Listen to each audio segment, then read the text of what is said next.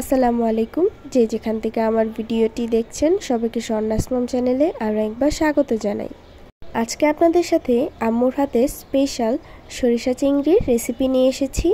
ভাত কিংবা পোলাও সব কিছুর সাথেই এই সরিষা চিংড়িটা খুবই ভালো লাগে। খুবই সিম্পল ওয়েতে আপনাদের সাথে রেসিপিটা শেয়ার করছি, আশা করি ভালো লাগবে। একটি কড়াই প্রথমে গরম করে নিয়েছি, তাতে দিয়েছি পরিমাণ মতন সরিষার তেল, তাতে হলুদ লবণ দিয়ে এখন চিংড়ি মাছটা দিয়ে দিলাম। চিংড়ি মাছ এখন লাল লাল করে ভেজে নিব। এখানে আমি মিডিয়াম সাইজের চিংড়ি মাছগুলো নিয়েছি, আপনারা এর থেকে বড় চিংড়ি মাছও নিতে পারেন, কি এই সাইজেরও নিতে পারেন। আমি চিংড়ি মাছটা ভেজে নিয়েছি। এখন ওই তেলেই দিয়ে দিলাম 1 কাপ পেঁয়াজ কুচি। এখন পেঁয়াজটাকে আমি কিছুক্ষণ ভেজে নিব। পেঁয়াজটা ভাজা হয়ে গেলে এর মধ্যে দিয়ে দিব সরিষা বাটা। এখানে আমি 2 চামচ সরিষা, একটু আদা, একটু রসুন, 2টো পেঁয়াজ, কাঁচামরিচ দিয়ে সরিষাটা পাটায় ভালোভাবে বেটে নিয়েছি। এখন সেটা পেঁয়াজের মধ্যে দিয়ে ভালোভাবে কষিয়ে নিব। এর মধ্যে অল্প পরিমাণ পানি দিয়েছি যাতে পুড়ে না যায়। এখন এর মধ্যে দিয়ে দিলাম 1 চামচ হলুদের গুঁড়া আর 1 চামচ লবণ। এখন হলুদ এবং লবণ দিয়ে তরকারিটা ভালোভাবে কষিয়ে নিতে হবে। এখানে আমি আর কোনো কিছু অ্যাড করব না।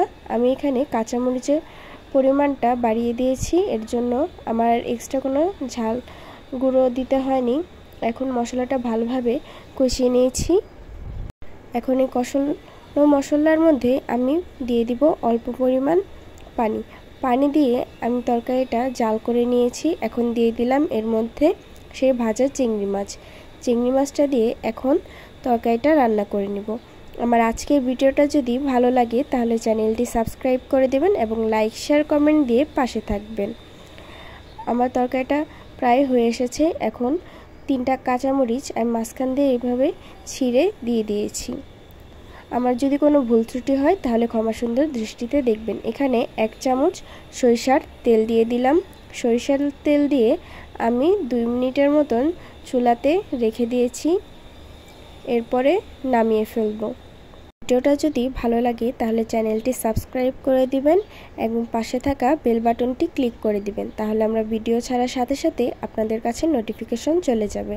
আমার রান্নাটা করা হয়ে গেছে, দেখেন দেখতে কতটা সুন্দর লাগছে।